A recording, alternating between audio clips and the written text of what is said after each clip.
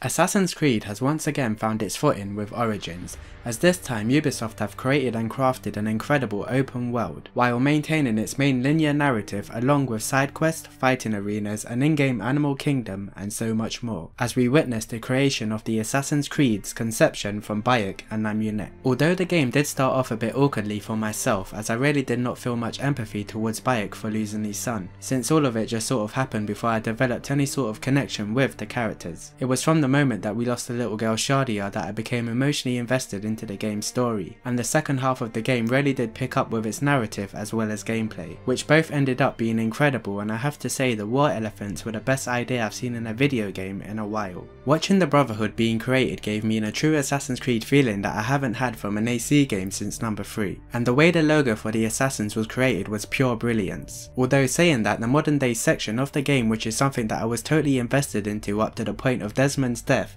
in Assassin's Creed 3, was lacking. The introduction to the new modern day character was great and all, but again I felt there was not much character development there at all, and it's another AC game where Desmond's sacrifice seems to have not yet had any consequences as of yet, with the release of Juno with her thirst for world domination. Now, I get that most players play Assassin's Creed for the historical period parts of the game, getting to dive deep into the past events as well as locations throughout history, entwined with a fictional story of the Assassins and Templars, but it is the modern day that makes it all make sense, and witnessing the present day battle between the Templars and Assassins, as the whole Animus DNA memory time jump is supposed to be a means to give the present day Assassins or Templars an advantage by finding the technology and teachings of the precursor race that existed before humankind. Although Assassin's Creed Origins did do something clever with the new Animus design by allowing anyone to go back and live someone's past life as long as they have their DNA, although at the same time I feel this takes some of the significance out of the main character in the present day, since basically you do not have to come from a line of power or importance in order to jump into the lives of important historical figures. The new Animus design also means that you could potentially view all the past memories of someone who is still living, simply by hooking up the Animus with their DNA, which could make for some interesting moments in future games. Origins present day wasn't all that impressive compared to the historical part of the game, but it is a start. We finally have a new character that has compromised with the Assassins, and hopefully the modern day story in the next Assassin's Creed game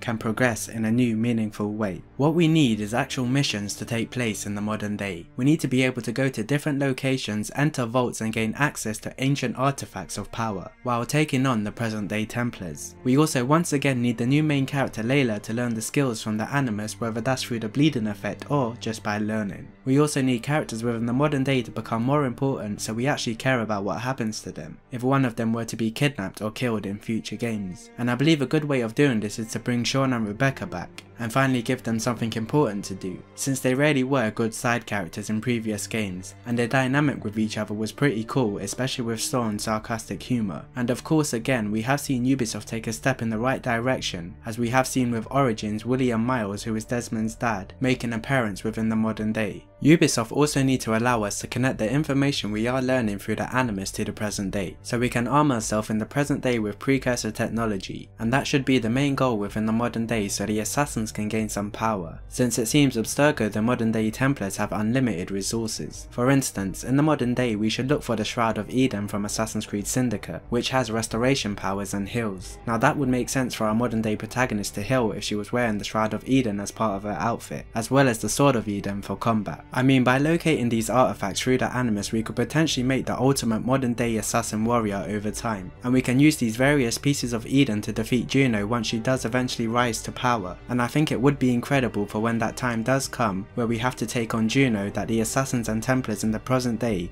put their differences aside and work together to take her down. The Sword of Eden also has the power to block mind control from the Apples of Eden, which will definitely come in handy. Also the Staff of Eden that grants power of invisibility, which would be the ultimate power for an assassin. Since modern day would also mean running the risk of getting shot, the Shard of Eden could also be located for our main protagonist, which does have shielding capabilities and can stop bullets as we saw in Assassin's Creed 3 when Connor found it. A more proactive modern day story is what we need from the next Assassin's Creed game, with more meaningful gameplay and character development. We will never get Desmond back, but with the success of Origins it's finally time for modern day to make a comeback in Assassin's Creed. So, to round it all up, we need to research pieces of Eden them throughout the life of important historical figures such as Bayek and Amunet, find the location of these powerful artifacts and come back to the modern day to travel and collect them, with Layla, William, Sean and Rebecca, as we create the ultimate assassin's armor set to take on Juno, who starts to show major activity in the modern day. We fight the Templars along the way only to form an alliance at some point to defeat Juno, so we can go back to fighting each other instead. Something along the lines of what I just suggested would make me content as an Assassin's Creed modern day fan, as this story could even span over multiple games, with whatever twists and turns Ubisoft can come up with, and with Layla becoming our new Desmond. This is a potential new direction I would like Ubisoft to take, since it seems they have once again found their Assassin's Creed 2, which is now Origins. All that is needed is the improvement and development of the modern day section of the game, with better stories as well as gameplay. Other than that, I hope you guys enjoyed the video. I'm Played by Vix, thank you for watching, ring the notification bell for future videos, take care, and I shall catch you guys in the next one. I have renounced Aya. I have killed Aya. I am now the Hidden One, known as Amunet.